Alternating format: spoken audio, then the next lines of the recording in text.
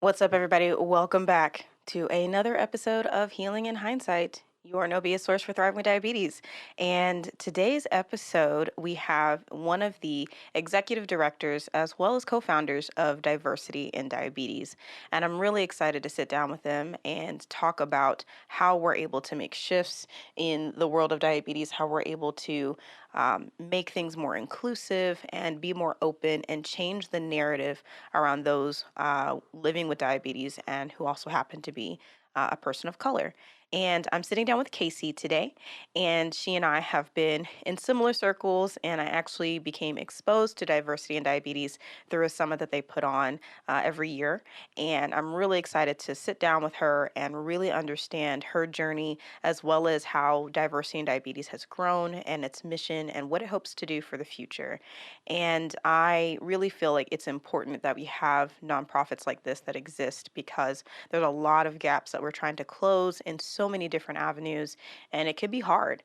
And so I think today is a really great episode to just dive into that and see what can we do to support this initiative, especially for someone like myself or others, or if you are in support of somebody living with diabetes.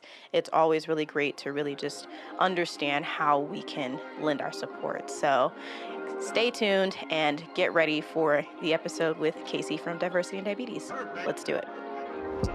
You're listening to Healing in Hindsight, your no BS source for thriving with diabetes. What's up, guys? I'm Taylor Danielle, and it's my goal to help millennial diabetics like myself live an amazing life without your diagnosis getting in the way. I get it. I was diagnosed back in 2015 with type 2 diabetes, and it was really hard to find people around my age to understand how to travel, socialize, or even have meaningful relationships. But I feel like with a focus on mindset, perspective, and nutrition, together we can take back our health and our lives. Consider this the red table talk, but for diabetics. Minus the entanglements, though. So let's do it. All right. Hi, Kacey. Hello. How are you today? I'm good. How are you? I'm doing great. Trying to fight Texas seasonal changes, but other than that, I cannot complain. Life is good. I don't know Good. about you. Yeah. Oh my goodness. Texas, yeah, allergies can get super bad. So it's good to hear Yeah, you get good. yeah. Are you surprised that we seem to actually be flowing in the right seasons? I'm a little nervous. Like it's actually cooler in the mornings. I actually turned my heat on last night, and I'm like, huh, are we having normal seasons? Are we regular now? Is I that what know. we're doing in It's like Texas? after the winter storm, Texas is like, oh, okay, I know how to act now. Let me just get myself Yeah. together. Yeah, yeah. Listen, can we just keep the iciness to the icy months? Like as a January baby, I'm cool with it. I'm down with February being that we're coming out of it Yeah, mode, just yeah. not as severe as it was last year. That was not a fun time. That That was was stressful, not fun. but we got It through was it. we did. I'm very fortunate because I have gas, so that was pretty much the saving grace. We had literally in this room we had bundled everything up, and it was me and my partner and the dogs, and then we'd like run out to the kitchen and heat up some hot water and soup and all that kind of stuff, and then hurry up and run back. And by the time we get back, the bowl would already be cold, and Oh so we're just having to no. like just down it. Thankfully, my partner stocks up on like broth and stuff like that. So we just drank our meals for the week because it's like, yeah, trying to cook anything is just non-existent. Yeah. Um, so hopefully we've made some adjustments to that. Because I don't want to do that again. That was Oh not my fun. gosh, that was crazy. Well, because I am so bad at charging my pump. I have the T Slim, and so you have to charge it. I'm so bad at Yeah. doing that. And I remember waking up and my pump was like on 5%. And Oh my I had gosh. no power in my house at all. So we just sat in my truck for a little bit to let it charge back up. Yeah. And then we luckily, my boyfriend, his house was like completely fine. Like, cause I think he's by a school. And so I Mm-hmm. think they had like the generators going on for them. And so like they had power, electricity, water, they had everything. The Yeah. only thing was like we weren't stocked up on food. So we had a lot of gas station, like canned food, which Yeah. was interesting, but I was glad we had like a place to stay. Yeah, yeah. And I actually had to get gas during that, and I Um, looked up, and there was actually like a couple guys, and I think they meant well. I think for them it didn't work, but they were like, "Hey, the card reader isn't working," and I'm like, he was like, you're wasting your time." I'm like, "Well, I'm gonna try it anyways," and I was able to fill up because of having to sit and charge, and it was crazy, but it kind of advocates for living on the outskirts of Austin, like not being directly in the city because then you're not tied to the city of Austin. You can be tied to like everyone in Pflugerville that I know of was fine. I think they lost power for a short period, but not as long mhm. as we did. I have a couple friends in Pflugerville, and then my friends in Cedar Park and Leander were fine. They're like, Wow, uh, that's crazy. I really hate that you were going through this because we're good. So I know Texas, we like to be hella independent, but there are just some things where like, we might want to rethink that federal grid thing. I don't know. I don't know. I'm not a politician. I don't understand environmental stuff. Yeah. But sitting through that for a week and a half is that's a big motivator to be like, maybe we should get some help. Mhm. So, Yeah, like you uh, said, I don't know anything about that. All I know is I don't want that happen again and for right. that long. So whatever can fix that, let's fix it. Yeah, let's do it. Let's do it.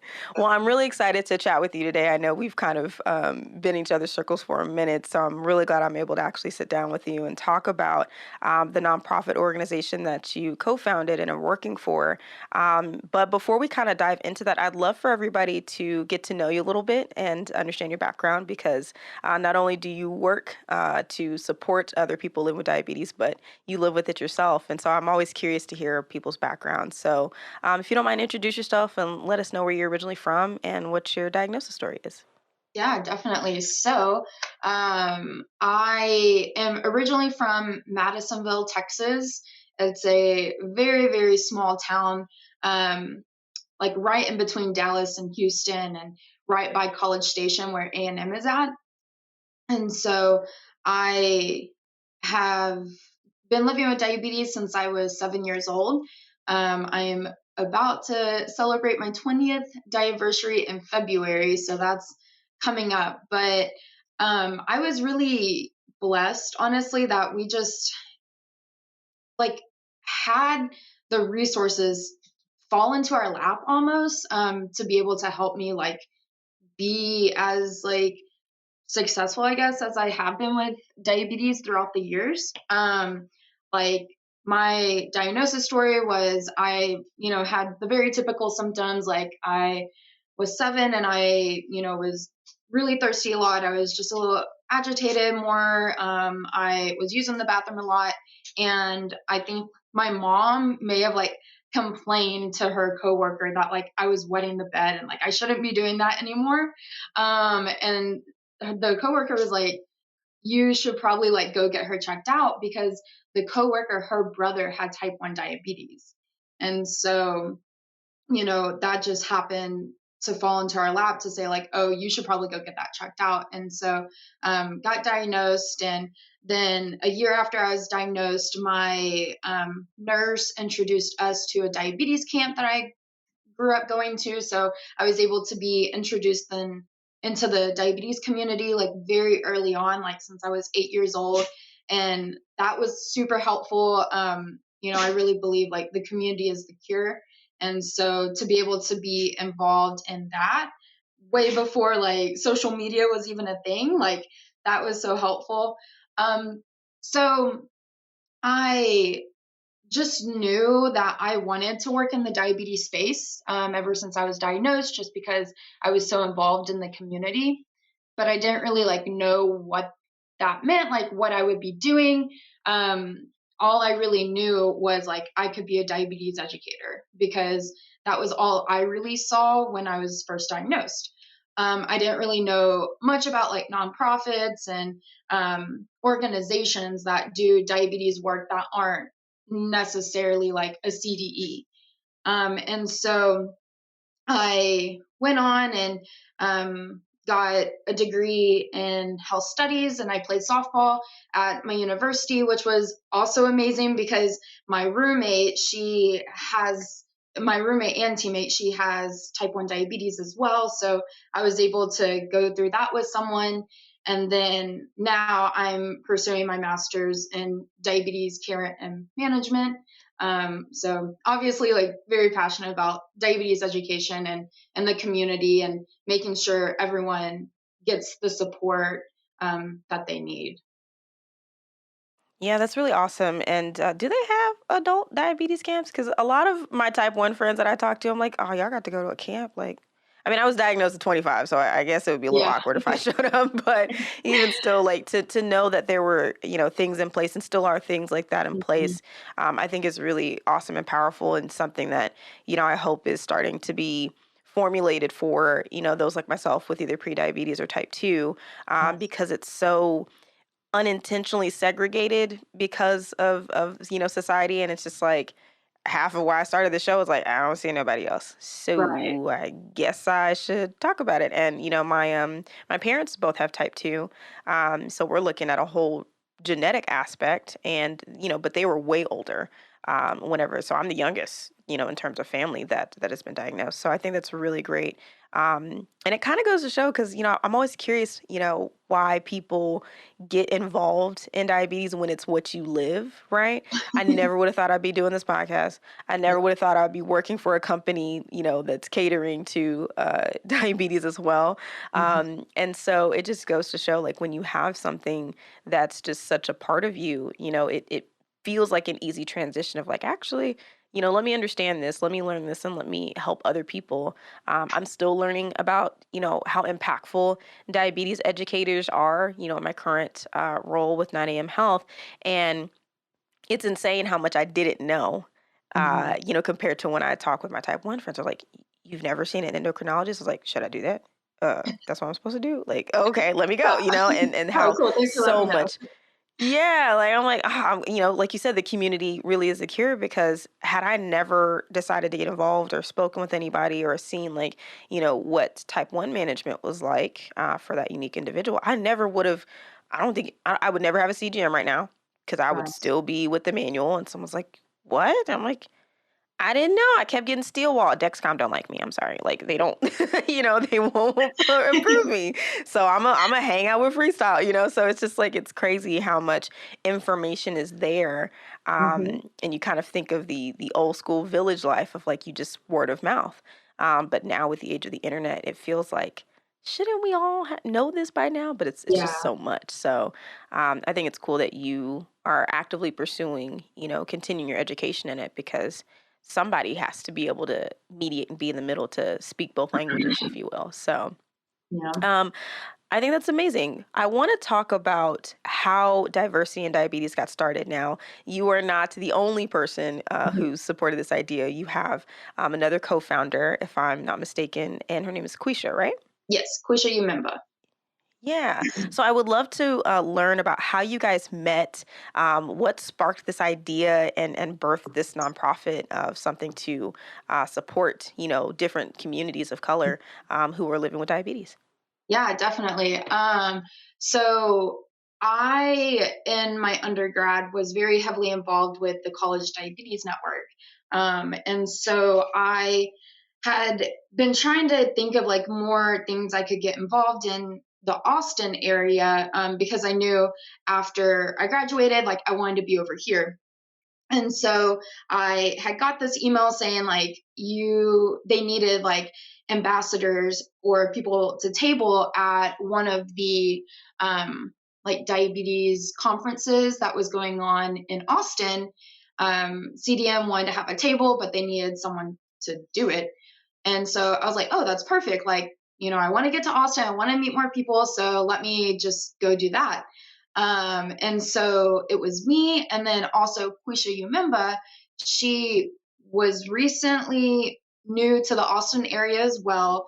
And she wanted to get more involved in the diabetes like community space. So she's an RN, CDCES, like she is very involved professionally in the diabetes space, but she wanted to get more involved community wise. And so she became an ambassador for CDN as well. And then her and I got paired up to be at this table together, never met each other before. And we just were talking and talking about like what we've noticed from like the diabetes space and how, you know, I think she went and walked around the different vendors and then came back. And I heard her talking to someone else saying, like, there's no one here that looks like me. Quisha, she is Black. And so she was just saying how, like, there's not a lot of people here that look like me and there's not a lot of representation. And, then that just sparked a conversation. And I think for the rest of like the 2 hours we were there, we talked about like that issue and like what we could do, like what needs to be done. And so she always likes to say that like we left that day and she was thinking like, oh, this white girl, like she's not going to do anything, like she's not going to hit me up, like, this was a good conversation, but like nothing is going to come about that. And it's funny because like on my drive home, I had like a 4 hour drive home and then I went straight to class. I was like just thinking of like a summit that we could do, and what that would look like and what that would look like in Austin, because this was before COVID. And then, we reconnected and the rest is history. And we were able to have the first people of color living with diabetes virtual summit. And we really just wanted to bring together like social media influencers in the diabetes space and also subject matter experts, to give diabetes like education and just talking about either diabetes burnout or mental health or community building, more specifically for people of color. And we wanted to really emphasize that just because we really don't see a lot of people of color involved in summits and conferences. And so we really just wanted that space to be for this community. And so, we had a lot of great feedback after the summit saying, like, this was amazing. Like, this was so needed. Like, it was so great seeing people who looked like me who wear the same things that I wear and also are going through diabetes burnout and going through different things with their diabetes journey. And we realized, okay, we think that we really need to like establish something that can be the worker in this space, just because at the time there was not a lot of organizations that was focusing on representation and inclusivity and making sure that everyone saw themselves in the diabetes space. And so, yeah, at the end of August of 2020, the beginning of August, we hosted the summit. And at the end of it, we were already filing all of the paperwork we needed to do to create diversity in diabetes. And here we are now. It's awesome because August of 2020 was when I established the LLC and started the Mhm. show.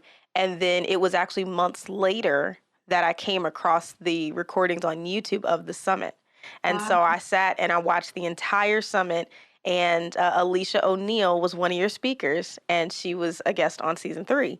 And so it's just crazy, like, and I want you to understand how much like that effort reached, because I was just as geek, even though I couldn't, have attended live. I was like, wait, wait, do they mean like people of color like me? Like what? And Yes. watching it and seeing it and experts, I'm like, oh snap. Like this is something that I remember hunting down, like, where is y'all stuff? Oh. And I found your Instagram and everything, and I was like, I'm following this, I'm keeping track. So when you guys, kind of really made it official and rebranded a little bit, I was so excited to see that y'all continued it because as I'm trying to build this show, I'm trying to figure out, okay, how can I get innovative speakers and how can I be tuned in, because I'd never been that tuned into the community before. I knew I wanted to do something. I didn't know what it was. So like this whole idea sat for 4 years before I made it official. Right.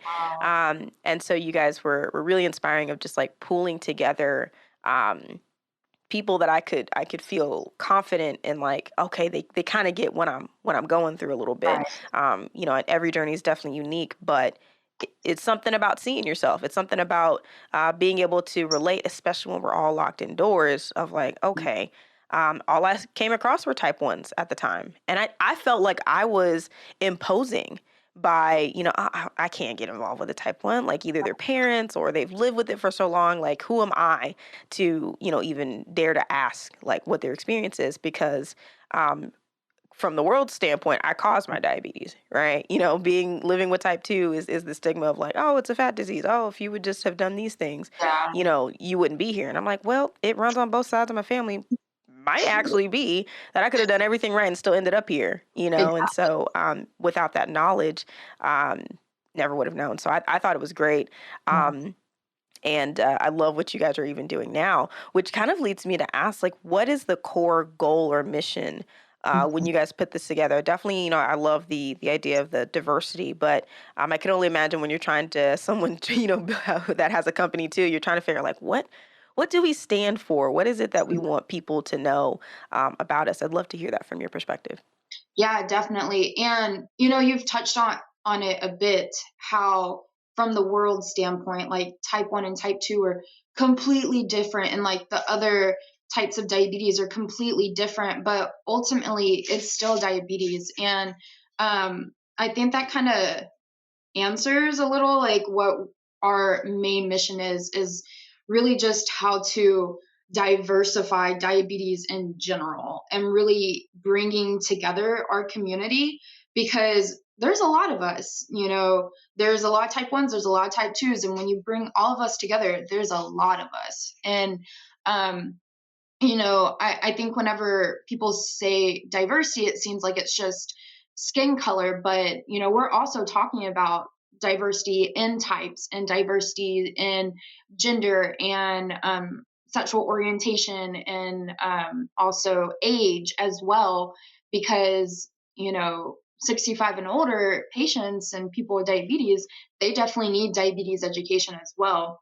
So ultimately, we do have four pillars that we really try to focus on, which is increasing representation for the community, and then also for diabetes educators. There's a lot of diabetes educators who are people of color who are trying to get the hours to sit for the exam. And that's so difficult. So we really want to be able to help them find ways to do that, and then also increase utilization of technology. Like you said, like without the community, like you wouldn't even know about a CGM, and that's such a huge issue because A1C is a very old school tool, and time and range is really the way that people are going to be able to individualize their care and their daily routine, and you can't do that without technology. And so then also just increased representation in like the utilization of different diabetes self management skills. I feel like a lot of endos and doctors may just know the very typical lose weight, exercise and eat well. But like you said, it really played an effect on your genetics. And that's the same thing for a lot of people with type 2. And I mean, other types of diabetes as well. So we really just want to take the knowledge of like diabetes that we have and get it to everyone, because everyone really needs this to be able to thrive with diabetes. Yeah, no, that is honestly, really true because, especially when you touched on the endo part, like my endo was nice, but that's the first thing that he said to me. Even when I gave him the whole rundown of like, hey, I've been with, working with my primary for 5 years. Here's what I've been doing. Here are my pitfalls. I just got this CGM, so I need you to write that script because it was a sample, and like I feel like I'm on the uptrend of actually getting a real handle on my diabetes, and I still got, hey, well, I think, BMI, which I have such a bone to pick with the whole BMI thing, Yes. but like, hey, if we get you down 40 pounds and we start you with this medication treatment, which I will say did help, I won't knock the medications that he prescribed, Right. but cardio 4 to 5 times a week. I want you to download a carb counter app. I was like, I did all of that. I'm not doing no more carb counter apps. Like, miss me with it. And I don't like cardio. Now I will say I've had my first interaction with a Peloton that might change my tune. I don't know. But Nice. to be told just drop the 40 pounds, your diabetes might actually go away. I have full confidence that it'll go away. But if you gain the weight back and if you fall out of your habits, it'll come back even worse. And I felt like I was right back in high school, except for Mm. now I'm being told I'm medically too fat. Right. And so I went and sat in my car and I cried. I was like, I Yeah. am 31 years old, crying like I'm 15 again because I just Wow. got told in a nice way I'm still too fat. And I'm like, I think I look good. Like, what? So it was such a crazy experience. And it's just like, he's so nice. I literally looked at every review because I typically like to go for female doctors because there's other aspects that I feel like, a female doctor would get. But I Yeah. took a chance. And I'm like, dang. So there was even that perspective of like, you just said this to a woman. Do you Wow. know how many beauty standards we're up against? Not to say that men aren't, but like, It's and I was just different. like, You don't say that. Yeah. yeah. Now I did politely give him the business the second appointment. Like, Good. I understand that weight plays a factor. I'm not knocking that. That's not a thing. I said, but can we talk about like body fat percentage and how that might affect that? I would accept that a lot better because I'm not meant to be small. Mm. I know that. Like I've had this body for quite some time, dog. I don't think me being 130 pounds is ever in my stars. Right. But I'm muscular. I've been curvy. I played soccer and volleyball. Like that's always been my build. Yeah. So I don't think it's a matter of, okay, 40 pounds is the answer, but it might be, let's tack down the body fat percentage. Right. I could totally understand how increased body fat can cause more insulin resistance. That makes sense. Let's Yeah. talk about that, And so I appreciate that you guys are trying to fill that gap of education for anybody, honestly, because it's so you never think about like how often are our medical professionals staying up to date on trainings, especially in Exactly. these clinics. Are they doing that, or are they so busy seeing people every 20 minutes that they can't even actually be up to date on the latest technology or the latest advances, things like that? So which kind of leads me to my next question. Excuse me, because you kind of touched on a lot of the challenges that are faced within the community. But like, how do we start to change the narrative on how diabetes is seen in the world, especially for communities of color, which, statistically we're hit the hardest.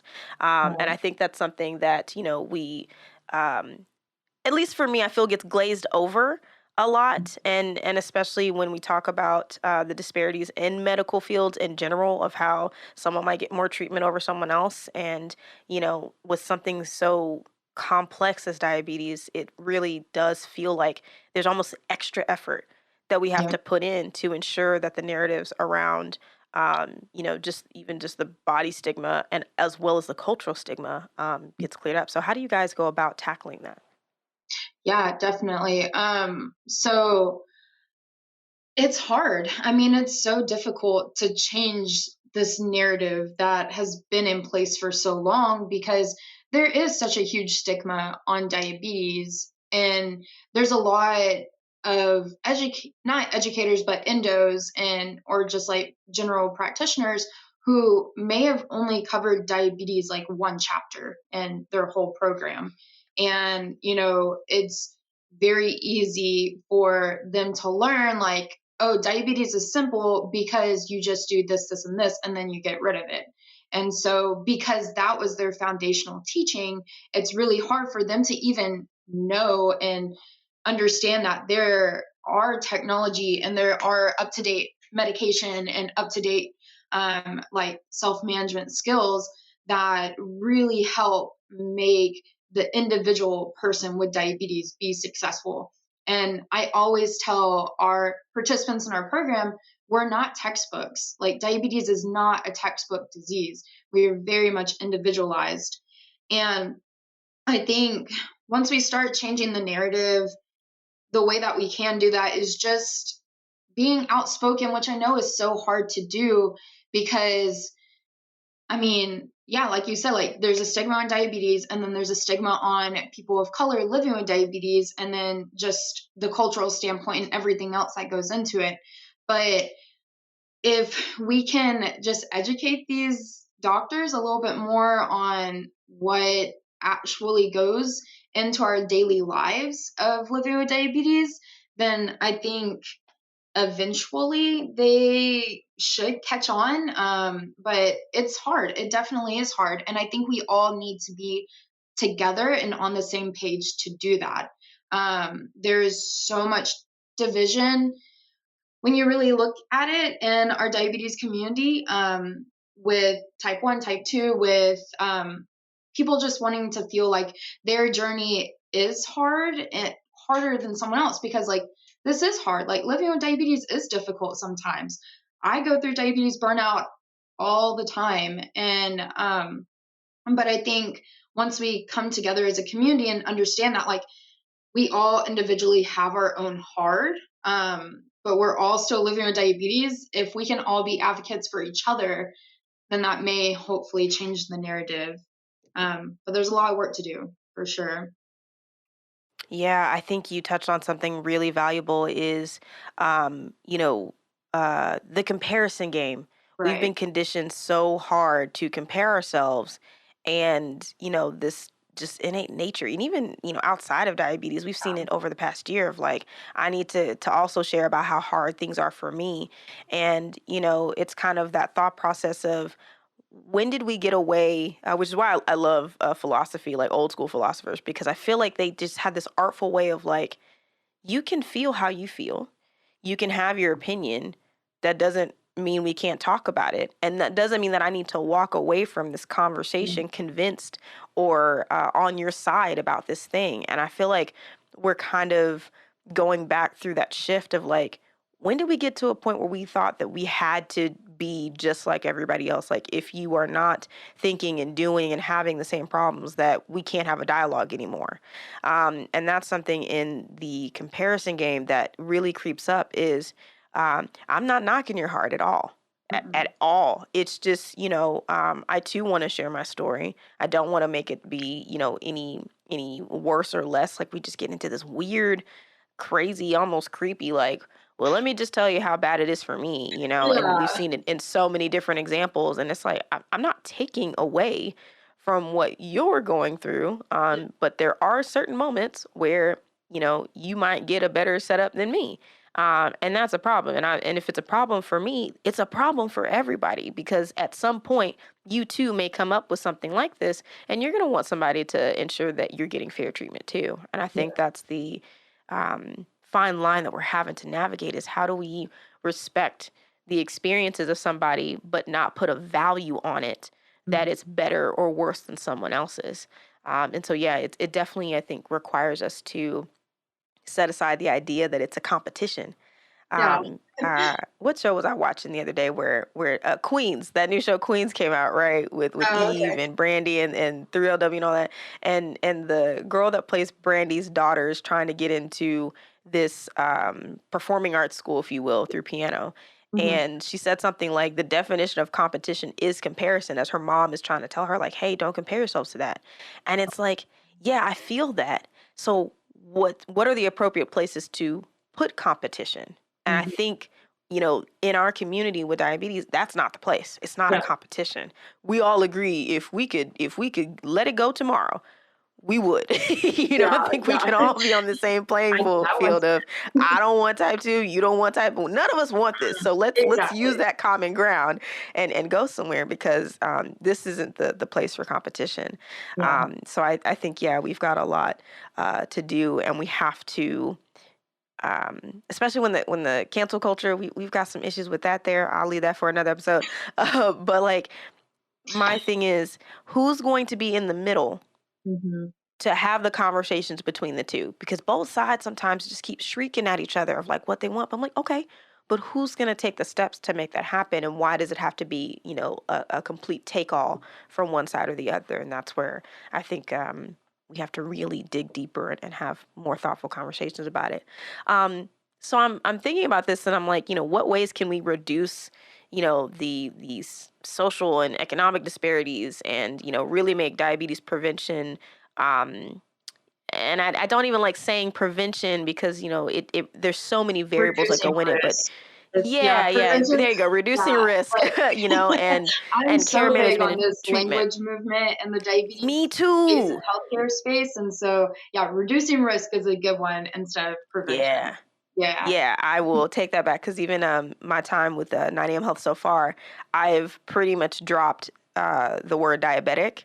And when I saw the language, I was like, yeah, yeah, actually, that does feel a lot more comfortable. No shade to anybody who still uses. I mean, I know a lot of people have handles with it in there, and it's just like, who wants to sit Yeah, here and undo their entire handle? But um, yeah, I think I dance around the whole when people say I reversed.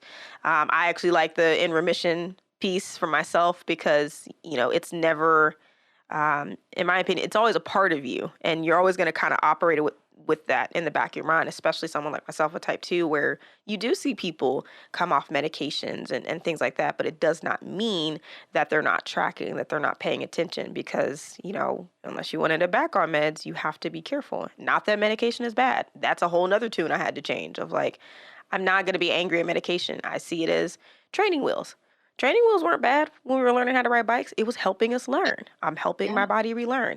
So anyways, so I'm just curious, is like, what are ways that we can reduce that impact of, being able to make sure that things are socially fair, economically fair, and provide avenues where we can reduce that risk and increase the type of care management that people are receiving. Again, especially for communities of color. When I showed my dad my CGM, he's like, "Oh man, I wish I had something like that for your grandmother because my partner is attached to my app. So if we live separately, so if my thing goes off, sometimes I'll get text from him. You okay? Do you Mhm. need something?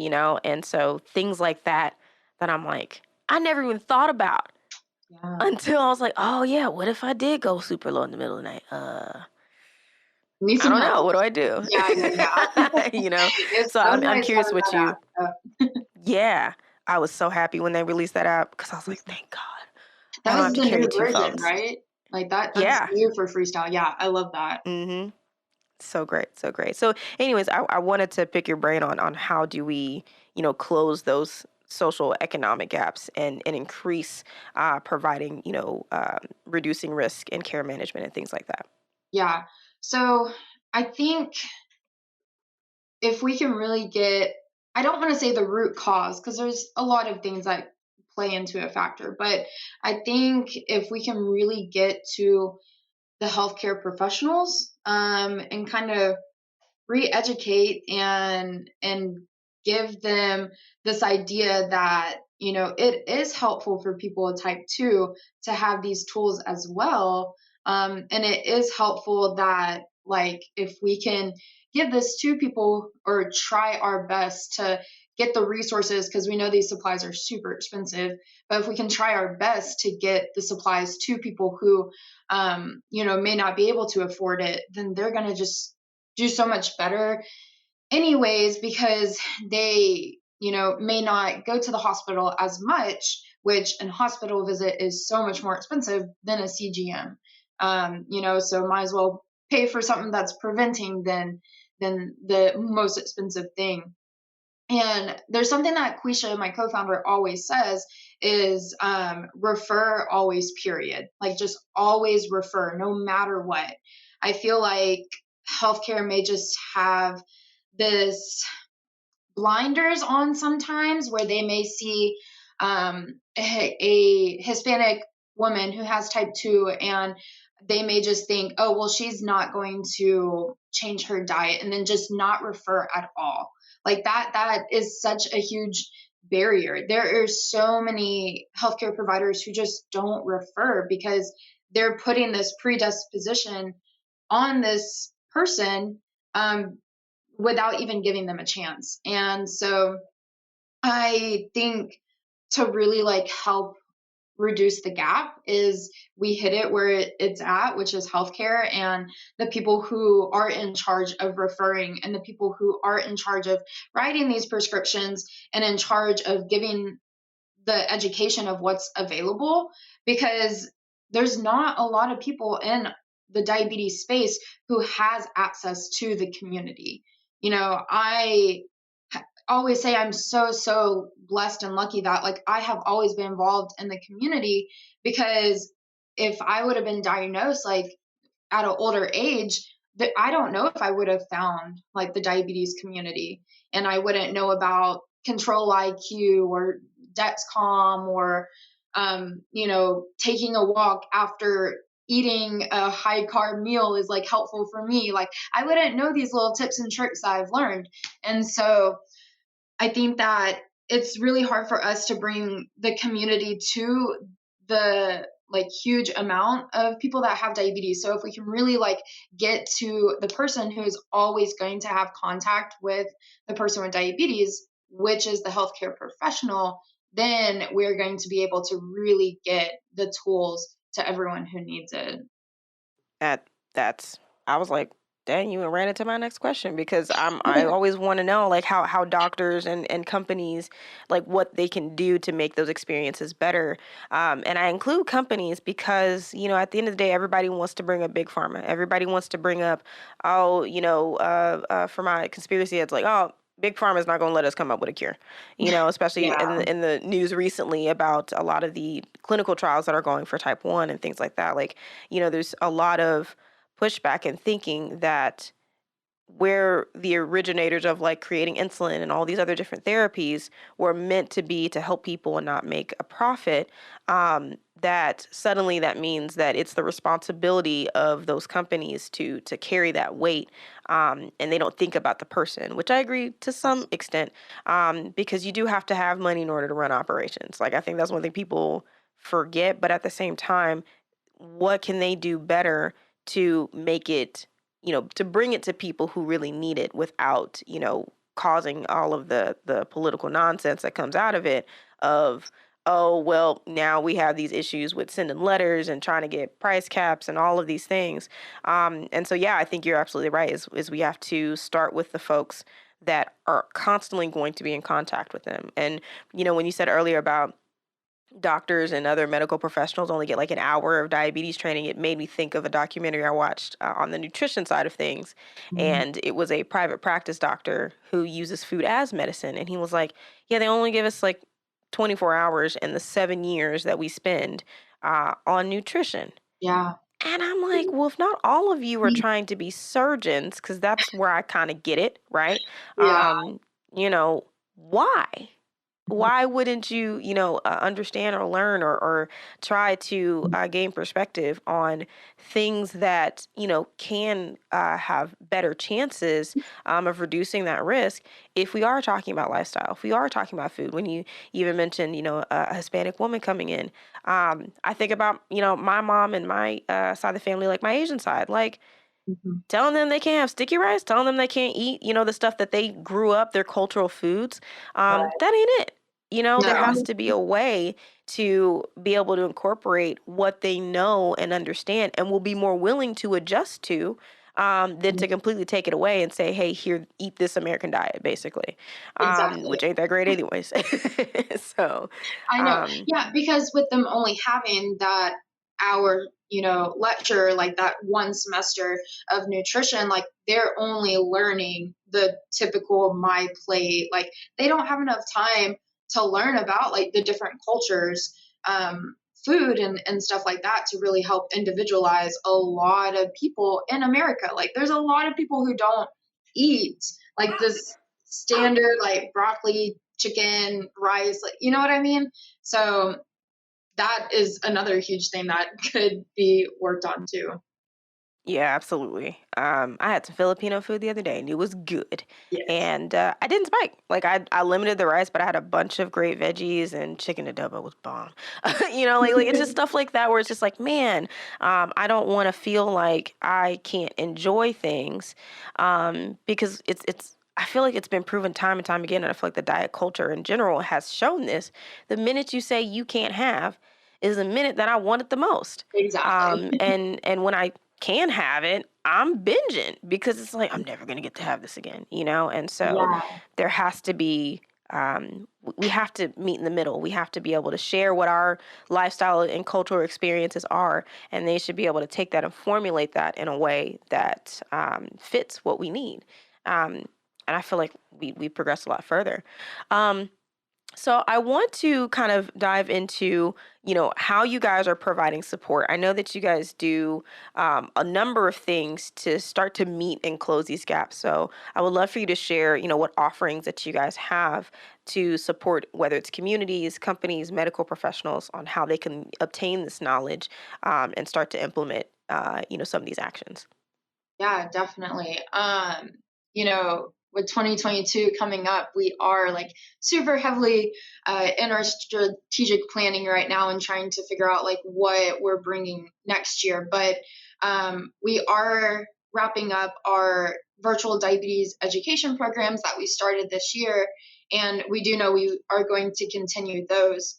And so that is a 12-week virtual program where we have a group setting and we go through a curriculum that really helps like have a conversation about diabetes and throughout different topics. So one week can be about eating, the next about like reducing risk, the next one about just basic diabetes like knowledge. And with it being a group setting, it's so nice because we have our facilitators who are able to give like the base education, but then we have the group who's able to bounce off like ideas and help other people. We have had someone who has type 2 diabetes, but they're also on the loop system, and so they were able to really tell their group members like, I learned how to self advocate for myself, and that's how I have the tools that I have, and that's why my blood sugars are what they are. And so that the program is like one of my favorite things we have going on because it's so awesome just connecting with the community and also connecting with people who haven't been involved in the community. I think that's one of my favorite thing is like really introducing people to the diabetes space and introducing them to, you're not alone and there are things that are like helpful to diabetes management. So we have that, and then also we'll be doing the virtual People of Color Living with Diabetes Summit again next year, and I'm excited for that as well. Last year or this past September was amazing, and we had my favorite component that we had of it was we had our subject matter experts, but then we had our community group sessions where we just had, only people living with diabetes talking about different things. And we had people who had LADA, type 1, type 2, who had diabetes while they were pregnant. And so just everyone coming together and sharing their experience on different topics. That was really great. And that's really what we have going on right now. And we do have things coming up in 2022 that we will be announcing, but I won't spoil anything right now. Darn, no inside I scoops. know, Okay, I I guess I'll be patient. I'll wait. But I think it's great what you guys offer, and I've seen the post about the virtual education, and I know you guys even do consulting and stuff like that. And I think that it's great to see you guys walk the talk. And again, from that first summit, I just knew I was like, okay, this is something really cool, and this is something that is going to change things. And I didn't get to fully immerse myself in this year's setup because it was right when I joined 9 a.m. Health. know. Oh But I already told them like we need to be involved next year. So, yeah. I think it's great that you guys offer that, and I cannot wait to see what else you guys have coming and the continuation of stuff that you're already doing. So before I let you go, because I know you're a busy lady and you got a lot of people to help out, I would love to know, like, what is the number one thing that people can do to, grow and support and promote diversity and inclusion in diabetes, whether they have it or they don't, whether they work in diabetes, because I definitely didn't think I was going to be working in it, but, whether they do or they don't, what is something that you would share to everyone of how they can support, this movement? Yeah, I would definitely say first and foremost, don't ever devalue someone's experience, especially if they open up to you. I think that, and you mentioned that before, that is such a huge thing where people's experiences aren't just being valued, and everyone is like has a right to their experience and to their um, journey through diabetes and through life. And so I think one of the biggest thing that you can do to support, just people in the community in general is just to listen to their experience and say, I hear you, I see you, I understand that that is so difficult. And, thank you for sharing that with me. I think that's one of the hugest thing that can really help bring us together is just valuing one another's experience with diabetes and with life in general. Yeah, I love it. It boils down to we're all human. We all have our Yeah, moments. And sometimes we just want to be heard. We just want to know that somebody acknowledges that our human experience is just as valuable as someone else's. So I love that. I love that. Casey, where can people find diversity in diabetes? How can they connect with you if they want to support, get involved? Peep the shop. I'm not gonna lie. I gotta get one of those hoodies. I love hoodies, if you couldn't yes. tell. So I got It's to get so my hands on soft one of and those so hoodies. comfortable. I'm going Oh, to that's the promote it right best. now, so definitely go get it. Yes, yes. So aside from the shop and other things, how can people connect with you guys further if they want to support what you all are doing? Yeah, definitely. So we're on multiple social media, but we primarily do a lot of things on Instagram. We're at Diversity in Diabetes.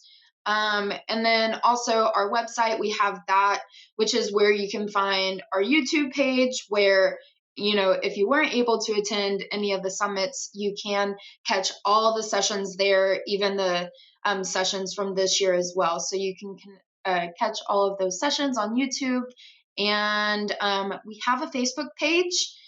Just look us up at Diversity in Diabetes, and you should be able to join there. That's awesome. And I will make sure all of that is linked in the show notes so you guys can follow and really get involved.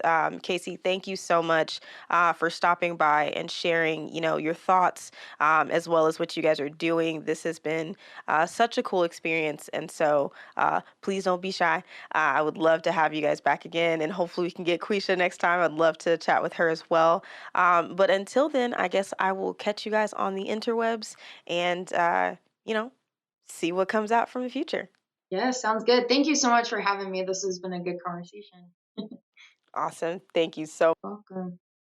man, that was a great conversation. I cannot um I just cannot get over the amazing people that are out here doing so many cool things for the diabetic community. Excuse me, people living with diabetes. The diabetes community. I'm trying to adjust my language, but it's companies and nonprofits like Diversity in Diabetes that really gives me such energy to be able to push forward and to even realize that what I'm doing is putting us on the map and is helping us and ensuring that there's quality education going on out there because there's a lot of noise. But the main thing that we can do, and I think I love what Casey said, is just recognize that everybody is a human and that nobody's experience is better or worse than the other, and to be able to meet people where they're at and be empathetic to that. And so I really just love that conversation and the idea of how we can close the gap of the different disparities going on in the community, not only from a diabetes perspective, but for communities of color in general. And part of this is ensuring that, we're healthy and ensuring that we have access to information to understand what's going on with our bodies. And if we do come into a situation where we're diagnosed, that we are armed and empowered with the right information on how to move forward. So I hope you guys enjoyed that conversation. Please make sure that you click the links in the show notes to follow and definitely for sure check out the YouTube videos with the summit. I know I'm going to play catch up for this past year's summit, but it all started when I watched it last year. So please know that you're going to get some great solid information.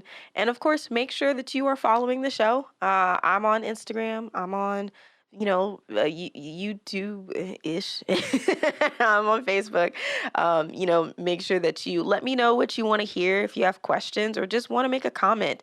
I love to hear from y'all and understand how I can make the show more engaging for you because as much as I like to hear myself talk, I like someone to be able to talk to. So also, check us out on all of your favorite streaming platforms: Apple, Google, Amazon, Spotify, all of that. And, remember, if you are in the review sections of any of those platforms, especially like Apple Podcast or whatever, don't just think of the review as a space to just say, yeah, I love the show. I mean, I hope you love the show, but send me some feedback. Let me know if there's anything that you feel that you want to hear or that can be improved, or I'm always open to guest recommendations. If you're not on Apple Podcasts, I get it, it'd be weird. I don't care about the whole team Android, team Apple, whatever. I'm just team does the phone work. And you can also head over to Podchaser, and they have an opportunity for you to be able to leave a review on your favorite podcast like this one and be able to share some feedback there as well and let me know what you think of the show. So I don't know about you guys, but I am quite excited for, the holidays and everything coming up. It's going to get really, really fun. And I hope you guys are all enjoying yourselves. I hope you guys are all making sure that you eat all the yummy foods. Don't feel guilty about it. But in the meantime, let's show some support for one another and ensure that we are taking care of each other, that we are empathetic to everyone's causes, and that we're, living our best lives. You are the person first, not your diabetes. And that is something that I'm going to be leaning into quite heavily as we come to a close with the season and going into season 5. I'm really excited about all of the different things that I'm going to be bringing to y'all. So I hope you are too. But until then, Tuesdays, Thursdays, we are getting close to the season finale. Don't be sad. I'll be back. But yeah, I am so grateful to all of you. I would not be a award-winning podcaster if it wasn't for you guys. So if you are listening, no matter where you are, no matter what time this is, please know that you are appreciated, you are valued, and everything that you do, I hope it is filled with enough love, magic, and everything to bring you joy and light in your life. And, good food, good blood sugars all the way around. So I'll catch you guys next time. Peace.